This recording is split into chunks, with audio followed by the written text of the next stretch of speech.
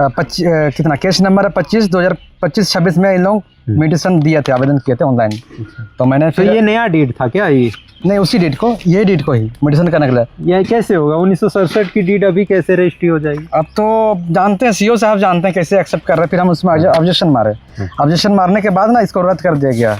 ये इन लोग अपने आप से मतलब फर्जी तरीके से बनाया है। तो है मधुसूदन पादर जो दिख रहा है, जो बेचा है इन लोगों को? नहीं, दारोगागिरी नहीं बेचा है। नहीं बेचा है। उन्होंने जो पच रखा था उसमें दिखाया गया था कि नहीं मधुसूदन पातर ने ठेपा दिया था और इसके बाद इन्होंने लिया। ठीक है, मैं ही बताना चाहूँगा कि मधुसूदन पातर ने ठेपा दिया था। मैं जैसे समाज के तौर पर बोलना चाहूँगा कि हमेशा हमारे आदिवासियों की ज़मीन को ठेपा सिस्टम से ही हम लोग को लूटा जा रहा है। क्योंकि उस समय ठेपा करते थे लोग, तो आदमी तो वही ना कहेंगे कि ठेपा कीजिए, दारू उरू पिया के। ऐसा भी करते हैं, यहाँ तो दारू उरू नहीं पीते थे मेरे दादाजी, लेकिन ये पढ़े लिखे थे, सिग्नेचर भी करते थे। लेकिन वहाँ पर क्या दर्शाया गया है कि हाँ, मधुसूदन ने ठेपा किया है। ठेपा मतलब ठेपा में हम लोग मतलब उसमें बहुत सारा प्लस पॉइंट मिलता है हम लोग आदिवासियों में। कि उस समय जानता था कि लोग पढ़े लिखे नहीं थे, ठेपा कर देंगे, ठेपा में कौन जांच कर रहा है।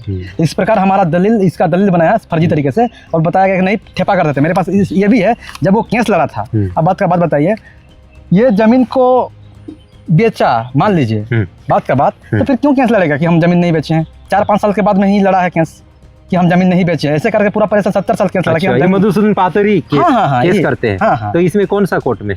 पहले तो एसआर से चला है। अच्छा, एसआर में ही फाइल करते हैं। हाँ। बताइए, हम जमीन को बेचेंगे और फिर हम लड़ेंगे 4-5 साल बाद बोलेंगे कि हम जमीन नहीं बेचे हैं? नहीं ना बोल सकते हैं। जैसे हम बोले कि देखिए, एक डीड में 4 आदमी जब अलग अलग डिस्ट्रिक्ट के हैं, तो ये कहीं ना कहीं अवैध हो सकता है, अवैध है। तो उन लोगों का कहना है कि नहीं उस समय सब होता था। तो हमने कहा कि CNT एक्ट 1908 में लागू है, लेकिन उन लोगों कह रहे नहीं, कितना मुंडा का जमीन में हम लोग कितना कोई बेचा है। इस प्रकार से सवाल पैदा हो रही है। आप देख रहे हैं ट्राइबल इंच भारत। इस वक्त मैं मौजूद हूँ सरायकेला खरसवा जिला के इस इचागढ़ विधानसभा क्षेत्र के इस डुमरा के ग्राम सभा के क्षेत्र में मौजूद हूँ। डुमरा में देख सकते हैं कि जमीन बचाने के लिए इसको दर्शाया है कि किस तरीके से उनकी जमीन को जो है डीड बना करके किस तरीके से हड़पा गया है, उसको पूरा यहाँ पे विस्तार पूर्वक दिखाया गया। अगर सामने से दिखाएंगे तो यहाँ पे देख सकते हैं जो विपक्ष है उनका जो खरीदने का और जो बेचने का जो विलेख है उसको यहाँ पे दर्शाया गया है। फिलहाल मामला कोर्ट में, झारखंड हाई कोर्ट में भी मामला चला गया है, लेकिन फिर भी आरोप है कि जो भूमाफिया हैं, जो गैर आदिवासी हैं, वे ज़मीन पर कब्जा करने की लाते हैं। लगातार जो परिवार है वो डरा सहमा और परेशान है। आज ग्राम सभा की भी बैठक रखा गया था, लेकिन उसमें कोई निर्णय नहीं हुई। उसमें दोनों पक्ष अपना अपना दस्तावेज दिखा रहे थे और कहीं न कहीं मामला को सुलझाने की भी एक कोशिश हुई थी, लेकिन कहीं न कहीं वो भी कोशिश सफल नहीं हुआ। फिलहाल जो रैयत है और जो उनके जो पोता हैं उनसे भी हम लोग वार्ता करेंगे, उनके द्वारा पूरा मामला। आइए, सूरज पातर ना, सूरज मुंडा है और आदिवासी परिवार से आते हैं। तो आखिर क्या मजबूरी हो गई कि आपने इस तरीके से एक बड़ा सा दस्तावेज बनाया? पहले तो हम देखते थे ग्रामीण क्षेत्रों में कि दलालों से सावधान, आदिवासी ज़मीन CNT 46 लिख करके दिखाया जाता था, लेकिन आपने पूरा एक बड़ा दस्तावेज ही तैयार किया है। आखिर क्या कुछ इसकी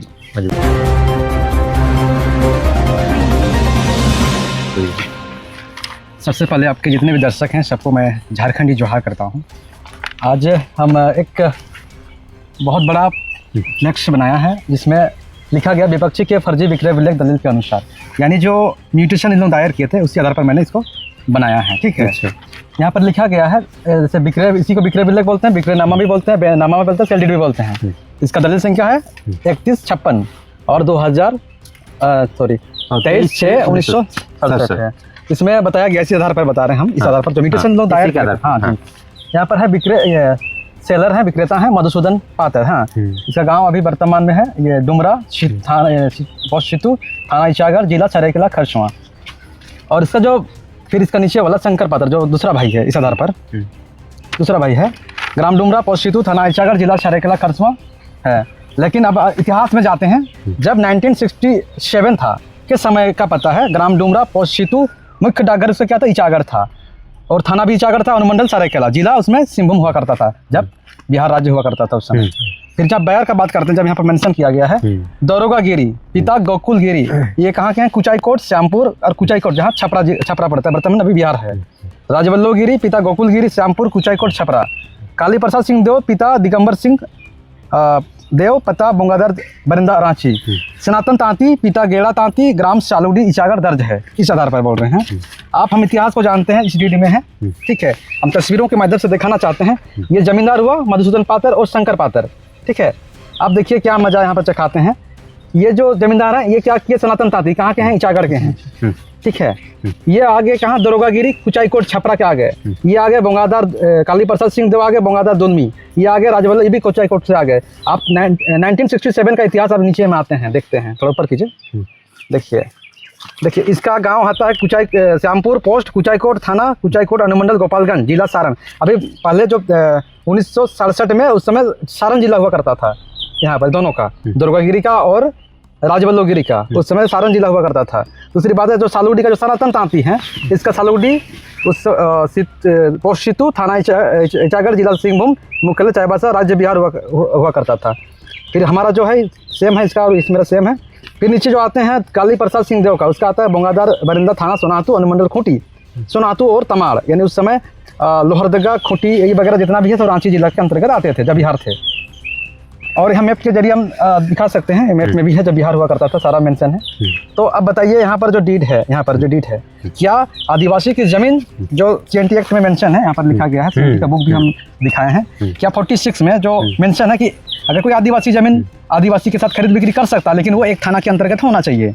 लेकिन यहाँ क्या किया गया है कि ये चल गया आपका छपरा, यानी इसका सारण जिला यहाँ पर आ गया। सारण जिला जब सिंहभूम हुआ करता था, मेरा ये जो क्षेत्र है, जब बिहार था पूरा राज्य, तब जब मेरा जिला हुआ करता था सिंहभूम। उसके बाद ये जो थे राजवल्लभ गिरी और दुर्गागिरी, ये थे कहाँ के? सारण जिला के हुआ करते थे। दूसरी है काली प्रसाद सिंह देव, कहाँ? रांची जिला के हुआ करते थे। और ये एक है मेरे ही यहीं के हैं। तो अब बताइए, एक दलिल संख्या में 4 कोई अलग अलग स्टेट से हैं, 4 कोई अलग अलग स्टेट से हैं। क्या ये रूल है जो CNT एक्ट में जो मेंशन रहता है 46? नहीं है। कहीं ना कहीं ये हर जिला के अंतर्गत नहीं ले सकता। अगर कोई OBC ST, यानी जो 46 है SC ST OBC के लिए बनाया गया है, पिछड़ी टू पिछड़ी, हाँ, और ST टू ST, हाँ। लेकिन यहाँ पर कहीं ना कहीं हर अलग अलग स्टेट से, डिस्ट्रिक्ट से खरीदा गया। ये कहीं ना कहीं अवैध है, इलीगल है। मैं इसको करीब पूरी तरीके से हम इसको गलत मानते हैं। तो जैसे ये गलत है, तो देखा गया है कि इसमें मामला भी चला था, और ख़ासतौर पे तो ये मामला कहाँ तक चला था? ये मामला तो सबसे पहले तो हमारा SR से चला था, शेड्यूल्ड एरिया रेगुलेटिंग एक्ट के साथ चला था, इसके साथ चला था, राजवल्लभ गिरी लोगों के साथ चला था। अच्छा, ठीक है, इनके साथ चला था। फिर एक मजे की बात है, मदन शर्मा कहाँ से आते हैं डीड में हमको नहीं पता, लेकिन मदन शर्मा के साथ भी मेरा SR से चला है। खतियाने से तो इधर सर्वे 1964 में हुई थी। 1964 में, हाँ सर्वे। तो ये खतियानी जमीन है आप लोगों? जी बिल्कुल, ये मेरा ये खतियानी यानी CS से भी मेरा मिलता है, जो लगभग 1911 होगा आसपास में। खतियान जो है CS खतियान भी है इसका मेरे पास, और RS भी है। जो हमारा RS हुआ आपका 1964 में यहाँ पर हुआ, इस क्षेत्र में हुआ है। तो उस समय मधुसूदन पातर के नाम पर थी जमीन। देखिए मतलब ऐसा है कि CS में मेरा जो और है वंशावली, हम अभी तो दिखा नहीं पा रहे हैं। सबसे पहले एक है नागर, ठीक है, उससे नीचे इन लोग सब है वंशावली, और हम वीडियो के माध्यम से बता सकते हैं, दिखा देंगे आपको डॉक्यूमेंट। तो उस समय क्या हुआ ना, 1964 में एक दोनों भाई में विवाद हो गया। क्या हुआ कि जब सेटलमेंट हो रहा था ना, उस समय ये मधुसूदन नहीं थे यहाँ पर। तो क्या हुआ कि मतलब ये अपने नाम पर कर लिया। तब ये ने क्या किया, मधुसूदन ने क्या किया, टाइटल सूट कर लिया। और टाइटल सूट किस नाम है, 1966 में इसके पक्ष में वो जो जमीन का हक है इसको मिला है। उसके बाद ही जो प्रक्रिया इन लोग अपने आप से मतलब फर्जी तरीके से बनाया है पूरी तरीके से। तो ये जो है मधुसूदन पातर जो दिख रहा है, जो यहाँ के रहने वाले हैं, तो इन्होंने क्या बेचा है इन लोगों को? नहीं, दारोगागिरी नहीं बेचा है। नहीं बेचा है। उनका डीड में ग्राम सभा जो हुई थी, उनका जो अपना जो उन्होंने जो पक्ष रखा था, उसमें दिखाया गया था कि नहीं, मधुसूदन पातर ने ठेपा दिया था और इसके बाद इन्होंने लिया। ठीक है, मैं ही बताना चाहूँगा कि मधुसूदन पातर ने ठेपा दिया था। मैं जैसे समाज के तौर पर बोलना चाहूँगा कि हमेशा हमारे आदिवासियों की ज़मीन को ठेपा सिस्टम से ही हम लोग को लूटा जा रहा है। क्योंकि उस समय ठेपा करते थे लोग, तो आदमी तो वही ना कहेंगे कि ठेपा कीजिए, दारू उरू पिया के, ऐसा भी करते हैं। यहाँ तो दारू उरू नहीं पीते थे मेरे दादाजी, लेकिन ये पढ़े लिखे थे, यानी सिग्नेचर भी करते थे। लेकिन वहाँ पर क्या दर्शाया गया है कि हाँ, मधुसूदन ने ठेपा किया है। ठेपा मतलब ठेपा में हम लोग मतलब उसमें बहुत सारा प्लस पॉइंट मिलता है हम लोग को आदिवासियों में, कि उस समय जानता था कि लोग पढ़े लिखे नहीं थे, ठेपा कर देंगे, ठेपा में कौन जांच कर रहा है। इस प्रकार हमारा इसका दलील बनाया फर्जी तरीके से और बताया गया कि नहीं ठेपा कर देते। मेरे पास ये भी है, जब वो केस लड़ा था। अब बात का बात बताइए, ये जमीन को बेचा मान लीजिए, बात का बात, तो फिर क्यों केस लड़ेगा कि हम जमीन नहीं बेचे हैं? 4-5 साल के बाद में ही लड़ा है केस कि हम जमीन नहीं बेचे, ऐसे करके पूरा परेशान 70 साल केस लड़ा कि हम मधुसूदन पातर ही केस करते हैं। हाँ। तो इसमें कौन सा कोर्ट में?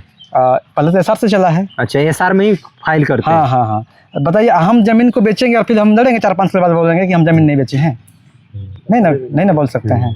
लेकिन यही केस जमीन को बेचा है बोलता है, फिर यही केस लड़ा है 4-5 साल के बाद ही में लड़ा है, यानी 84-50 के आसपास में ही लड़ा है। यानी 1967 में जब से इन लोग अपना दावा करते हैं, उसके बाद लगातार परिवार केस लड़ता है। जी। और अभी भी केस लड़ता रहा है, कम से कम अभी भी केस चल रहा है। बिल्कुल, अभी हाई कोर्ट में विचाराधीन है। और रही बात क्या है, हाल फिलहाल में ही बताना चाहेंगे, 10 मार्च 2026 को अचानक मेरे घर में कर्मचारी अमीन और पुलिस बल साथ में विपक्षी पार्टी के लगभग 40-50 अज्ञात लोग पहुंचे हुए थे अचानक। उस समय दरमियान में मेला था, मेला में सब कोई सो गए थे, चुनाव वगैरह था। तो अचानक मेरे घर में अचानक पहुंच गए 12-1 बजे में, अचानक पहुंचे और बोल रहे कि नहीं हम जांच करने के लिए आए हैं। तो मैंने सवाल किया कि जांच करने का कुछ तो प्रक्रिया होता है, जब विवाद जमीन है, जब माननीय उच्च न्यायालय में इसका विचाराधीन है, तो इस प्रकार से म्यूटेशन आप क्यों कर सकते हैं, क्यों से जांच कर सकते हैं? अगर जांच भी कर रहे हैं तो दोनों पक्ष को नोटिस करना चाहिए, मैंने सवाल किया था। लेकिन प्रशासन भी बोले कि आप ज़्यादा पढ़े लिखे हो गए हैं, ऐसा मेरे को दबाव दे रहे थे। लेकिन फिर हम उसके लिए हम गए थे LRDC के वहाँ, CO के वहाँ भी गए, लेकिन वहाँ से कोई संज्ञान नहीं लिया गया। फिर थाना में गए थे, थाना में भी बोला कि जब हम लोग गए थे तो हम ही लोग क्यों FIR ये एक्शन ले रहे हैं, सब बोल रहे थे। तो अभी जैसे इसको दर्शाएं, क्या आप अपनी जमीन पर भी वहाँ पे दर्शाएंगे कि आदिवासी खाते की जमीन है, दलालों से सावधान? बिल्कुल बिल्कुल बताएंगे, क्योंकि ये पूरी की तरह से हम बोल सकते हैं कि ये पूरा फर्जी है। क्योंकि देखिए CNT एक्ट में वही मेंशन है कि 46 जो कहता है कि कोई ST एक थाना के सीमांकन में लेना चाहिए, और अगर OBC और SC में भी प्रावधान है कि एक जिले के अंतर्गत में होता है। लेकिन यहाँ तो अगर कोई OBC भी रहेगा ना तो भी अलग अलग स्टेट डिस्ट्रिक्ट का हो रहा है, तो कहीं ना कहीं ये पूरी तरीके से ये क्या है, फर्जी बोल सकते हैं। ये इसका मतलब जो डीड है ना, ये पूरी शून्य हो जा सकता है। तो जैसे अभी हाईकोर्ट में विचाराधीन है, तो क्या अभी भी दलाल कब्जा करने के लिए दलाल लोग आ रहे हैं? हम लोग लगातार एक बार फिर 2023-24 में ही कोड ऑफ कंडक्ट लागू था, ठीक है। उस दरमियान में धराधर हथियार के साथ यहाँ पर आए थे और जमीन को खेती बाड़ी करके काट के ले गए थे। मैंने इसका शिकायत भी दर्ज किया था, यहाँ तक कि हम थाना में भी दिए थे, लेकिन इसका कोई संज्ञान नहीं लिया गया। हम बोले कि आचार संहिता लागू है और इतना भीड़-भाड़ के साथ, वो भी धराधर हथियार के साथ यहाँ आए हुए थे। मैंने प्रशासन को भी बोला इस प्रकार से, लेकिन कोई संज्ञान नहीं लिया गया। आप जो मधुसूदन पातर हैं, उनके कौन हुए आप? ऐसे पोते हैं। पोते ना जी। सूरज मुंडा ना? जी, सूरज मुंडा है। तो सूरज जी, ये जो जैसे पातर क्या 2003 में सूचीबद्ध हुए, इसलिए मैंने उसका हवाला दे करके जमीन इधर उधर करनी? देखिए, ये तो इसका षड्यंत्र है ना। हाँ। देखिए, जब उसका दलील में हम बोलते हैं कि हमको क्या जाना है, जब बीज ही खराब है तो उसमें फल की और इधर अब डाल की क्या जरूरत है बताइए। जब यहाँ पर DD खराब है, हम जाति पर क्यों जाएंगे? जाति पर हम क्यों जाएंगे? यदि हम OBC रहेंगे तो कोई जमीन मेरा खरीद लेगा क्या? मतलब जमीन लेने को लूट लेगा मेरा क्या? नहीं लूट सकता है ना। तो मेरा जब बीज ही ऐसा है खराब है, तो फिर हम डाली को क्यों लेंगे, फल को क्यों लेंगे? तो ये कहीं ना कहीं पूरा DD खराब है इनका, फिर केस चलने की क्या वजूद रहता है बताइए। तो ये जो खाता संख्या कितनी की जमीन है? ये खाता संख्या 120 की है। वो टोटल कितना जमीन है उसमें? लगभग 8 एकड़ 63 डिसमिल। 8 एकड़? जी 63। लेकिन कोई जजमेंट में 11 एकड़ भी बताया गया है। अच्छा, 8 एकड़ 63 डिसमिल। तो 8 एकड़ 63 डिसमिल में इन लोग कितना लिए 1967 में? जो इन लोग जो लेने का जो दावा किए हैं इन लोग 1967 में, उसमें कितना? सब पूरा मेंशन है, पूरी टोटल जमीन को मेंशन किया है। यहाँ तक मेरा घर भी है, आप देख सकते हैं। ये जितना जमीन देख रहे हैं ना, सब अच्छा टोटल है, यहाँ पर सब कब्जा किए हुए हैं। यहाँ तक कि हम लोग का रहने के लिए भी घर नहीं बचा है, जैसा हो गया मेरे साथ। अच्छा, यानी जो रह रहे हैं उस जमीन को भी वो लोग दावा किए हुए हैं इसी डीड के माध्यम से? इसी डीड के माध्यम से। अच्छा जी। तो इसलिए आपने इसको हाई कोर्ट में इसको संज्ञान में दिलाने के लिए सब अभी पिटीशन दायर किया है और बहुत ही जल्द भी एक्शन लेने वाले हैं। हाँ, फिलहाल ये सूरज मुंडा का ये आवास है, इनका घर है, और पातर से आते हैं ना, जी पातर मुंडा से। पातर मुंडा से आते हैं और रुको, ठीक है, पातर मुंडा से आते हैं और जिस जगह पे मौजूद हूँ देख सकते हैं किस तरीके से ज़मीन बचाने के लिए कितना संघर्ष करना पड़ता है और एक दिखाना पड़ता है, अपने आप को साबित करना पड़ता है, क्योंकि दलाल जो होते हैं, भूमाफिया जो होते हैं, वो कई तरीक़ों से ज़मीन हड़पने के लिए पूरा एड़ी चोटी बल लगाते हैं। फिलहाल इन्होंने लगातार, इनके पुरखा ने जिनके नाम पर ये कह रहे हैं कि जिनके नाम पर डीड बना, जिनके नाम पर इन लोग जो दावा किए कि फलना के द्वारा हमने खरीदा है, वही फिर एसआर कोर्ट में केस लड़ते हैं। यानी आप अंदाज़ा लगा सकते हैं, अगर ये खुशी से बेचे होंगे तो वो केस नहीं लड़ते। अधिकतर मामले में हम देखते हैं कि बाप बेच दिया, उसके बाद पोता को जब पता चल रहा है तो पोता जानकारी पढ़ लिख लेता है, तो जानकारी हो जाता है, बुद्धि हो जाता है, तो केस फाइल करता है। लेकिन इस मामला में उल्टा होता है, जिनको जो दावा करते हैं, जिनसे खरीदने का जो दावा करते हैं, वही तुरंत केस लड़ते हैं।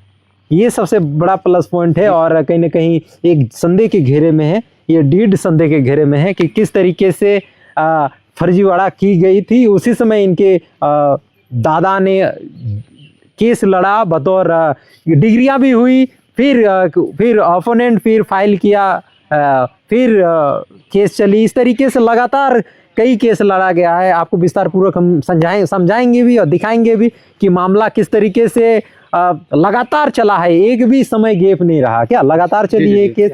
ऐसे 2005 में हम लोग मैंने क्या बोलते हैं एसआर चला था। अच्छा। उसमें से जो सेक्शन 71A के तहत में सरकार द्वारा आपसे भी हुआ था, होने के बाद भी पैसा कौड़ी इधर उधर करके उन लोग फिर से फाइट किया, बोला कि रेजिड्यूटी काटा है, कलवादित मामला है, इस प्रकार से हम लोग टालते गए और आगे की ओर प्रक्रिया चला मेरा। सरकार हमको आपसे किया था, इसमें से कॉम्पनसेशन भी मिला था, जो आदिवासी जमीन में खुद लड़ रहे हैं। मैंने दखल दियाने भी मिल गया था। जी एसआर से आदिवासी उसके बाद फिर जजमेंट पलट जाती है क्या? पलट जाती है। एसआर से सरकार आपसे भी किया रहा है मेरे को, यहाँ पर आप गैर आदिवासी मैंने 46 का उल्लंघन किया है। अच्छा। इसलिए आपको जमीन आपसे मिला है। इस प्रकार से हमको मुआवजा भी मिला उसका। उसके बाद भी इस प्रकार से मुआवजा भी मिल गया। जी। अच्छा, लगभग कब 2004-05 का बात है। अच्छा जी। उसके बाद फिर क्या हो जाता है? उसके बाद वही है कि और रेजिड्यूटी काटा, कभी कलवाधित, इस प्रकार से हमको मामला में फंसा जा रहे हैं। मैंने लिमिटेशन एक्ट के तहत में। उसके बाद फिर आपके दखल दियानी जो दी गई थी उसको फिर खारिज कर दिया जाता है। हाँ। तो वही कारण रहा कि आपने हाई कोर्ट में इसको जी इस तरीके के जो किया गया जाना पड़ा। जाना पड़ा मेरे को। तो अभी क्या कहेंगे? अभी भी इस जमीन को जो यहाँ पर जो खाता संख्या 120 की जो जमीनें हैं उसको क्या अभी कब्जा की जा रही है या फिर म्यूटेशन की जा रही है? जी। हाँ, सबसे पहले तो एक दिखाना चाहेंगे हम कितना केस नंबर है 25/2025-26 में इन लोग म्यूटेशन दिए थे, आवेदन किए थे ऑनलाइन। तो मैंने फिर ये नया डेट था क्या? ये नहीं, उसी डेट को, ये डेट को ही म्यूटेशन करने के लिए। यह कैसे होगा? 1967 की डेट अभी कैसे रजिस्ट्री हो जाएगी? अब तो जानते हैं, सीओ साहब जानते हैं कैसे एक्सेप्ट कर रहे हैं। फिर हम उसमें ऑब्जेक्शन मारे, ऑब्जेक्शन मारने के बाद ना इसको रद्द कर दिया गया। उसके बाद क्या हुआ, फिर इन लोग अपील में चले गए LRDC का वहाँ। फिर स्पॉट वेरिफिकेशन के लिए भेजा गया था, वो भी बिना नोटिस में मेरे घर भेजा गया था। वो भी अकेले नहीं। देखिए इतने मजे की बात है, सीओ साहब कर्मचारी आराम से और अमीन आराम से कर सकता था यहाँ, आराम से स्पॉट वेरिफिकेशन के लिए। वहाँ अकेले नहीं आया था, यहाँ पर पुलिस बल के साथ यहाँ पहुँचे हुए थे, साथ में वो भी पुलिस बल रहते हुए। देखिए विपक्षी पार्टी भी आए थे यहाँ पर, और उसको कैसे सूचना मिला बताइए। और विपक्षी पार्टी भी अकेले नहीं आए थे, उसके साथ में 30-40 अज्ञात यानी गुंडे तरीके से लोग यहाँ पहुंचे हुए थे मेरे घर, पूरे एकदम मानसिक दबाव की तरह, मैंने एक तरफा जांच करने के लिए यहाँ पहुंचे हुए थे। ऐसा मामला है। इस तरीके आप तो अंदाजा लगा सकते हैं कि किस तरीके से CNT को धोखा देने के लिए और कई चीज़ों को अपने फेवर में करने के लिए किस तरीके से लगातार परेशान किया जाता है, ताकि लोग का केस लड़ना छोड़ दे और ज़मीन उन लोगों के हो जाए। फिलहाल इन्होंने हाई कोर्ट में रीट फाइल किया है और हाई कोर्ट में मामला फिलहाल लंबित है। इनका कहना, सूरज का कहना है कि फिर भी इसको म्यूटेशन की प्रक्रिया में डाला जा रहा है और अंचल की मिलीभगत से बेचने की भी फिराक में है। इसलिए इन्होंने कहा कि इस खबर जो है कहीं ना कहीं लोगों की भी जानी चाहिए। इसलिए आज हमने आपको दिखाया कि किस तरीके से ये मामला जो है 1967 से, जब से ये लोग अब ज़मीन पर दावा करते हैं, जब से मधुसूदन पातर से लेने का ये लोग दावा करते हैं। तब से कहीं ना कहीं मधुसूदन पातर ने भी लगातार केस लड़ा। उसके बाद उनके बेटा जी। तो ये मधुसूदन पातर के बेटा कौन हुए? आप हुए ना? आप भी केस लड़े? हाँ, हम लोग अभी लड़े रहे हैं। हाँ हाँ, तो ये जो केस लड़े, ये आप अपने नाम से केस किए कि मैंने फाइल पापा का नाम से कर रहे हैं। पापा के नाम से ना? पापा के नाम से फाइल हुआ क्या है। क्या नाम से? मधुसूदन पातर। मधुसूदन पातर ना? अभी हाई कोर्ट में तो नहीं लूंगा। अभी तो फिलहाल हम लोग का नाम से है। यानी देहांत हो आपके गया। अच्छा पापा देहांत हो गया देहांत। कब देहांत हुआ उनका? 2023 में। अच्छा, यानी आपका पिताजी भी केस लड़े, आप भी केस लड़ रहे? हाँ, हम भी केस लड़ रहे हैं।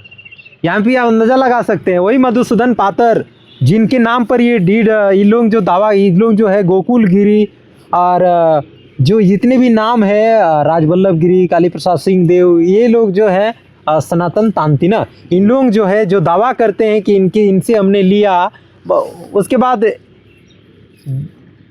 मधुसूदन पातर ही खुद उसके खिलाफ आवाज़ उठाते हैं, बतौर केस मैंने फाइल करते हैं सार कोर्ट में भू वापसी का। इस तरीके से लगातार केस, इस मामला चल रहा है। फिलहाल अभी जो परिवार है, अभी तो आप लोग हार मानने के लिए तैयार नहीं हैं? नहीं मानेंगे। क्यों मानेंगे? जैसे आज ग्राम सभा होने वाली थी, नहीं हुआ। उनका कहना है कि मतलब जैसे हम बोले कि देखिए, एक डीड में 4 आदमी जब अलग अलग डिस्ट्रिक्ट के हैं, हाँ, तो ये कहीं ना कहीं अवैध हो सकता है, अवैध है। तो उन लोगों का कहना है कि नहीं, उस समय सब होता था। तो हमने कहा कि CNT एक्ट 1908 में लागू है, लेकिन उन लोग कह रहे नहीं, कितना मुंडा का जमीन में हम लोग कितना कोई बेचा है। इस प्रकार से सवाल पैदा हो रही है, ऐसा मामला है। तो ये अभी जो है, अभी आप लोगों की रसीद भी कट रही है? जी, रसीद भी है, पंजी 2 भी मेरे नाम पर है, खतियन भी मेरा है जी। और क्या कहेंगे, उन लोगों का भी नाम दर्ज कर दिया गया है क्या? नहीं, एक है, देखिए आप बताना चाहेंगे। एक हम पंजी 2 में देखे, ये राजवल्लभ गिरी और दरोगा गिरी 2003 में म्यूटेशन हुआ है, लेकिन इन लोग का आता पता नहीं है। इन लोग बिहार कब भागे गए हैं, लेकिन कुछ नहीं पता। लेकिन 2003 में ऑटोमेटिक कैसे हुआ, हम जब बोलना चाहेंगे।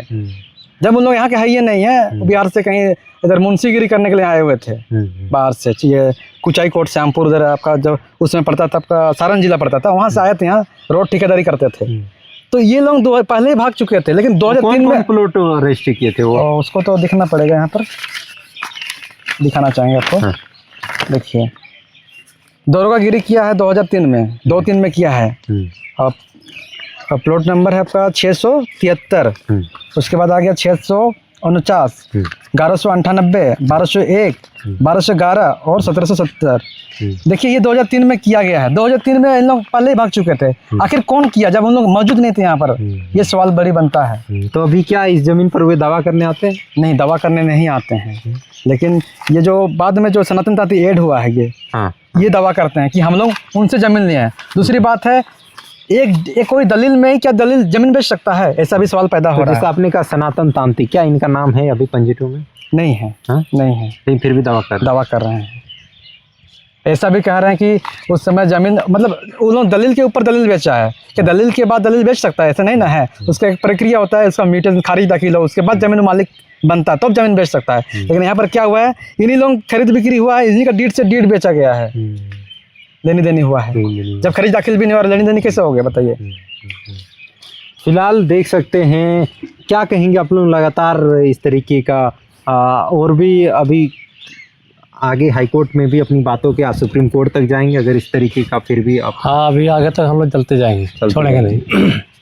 छोड़ेंगे नहीं, क्योंकि ज़मीनी अस्तित्व है, खासतौर पे जो आदिवासी समुदाय की जो ज़मीन है, खासतौर पे अभी तो पूरा CNT में संरक्षित है, लेकिन जिस तरीके की जो फर्जीवाड़ा करने का जो आरोप है, उसको संज्ञान दिलाते हुए कहीं न कहीं हाई कोर्ट में भी याचिका दायर की गई है, ताकि मामले की जांच हो सके, खुलासा हो सके। फिलहाल के लिए जुड़े रहिए। जोहार।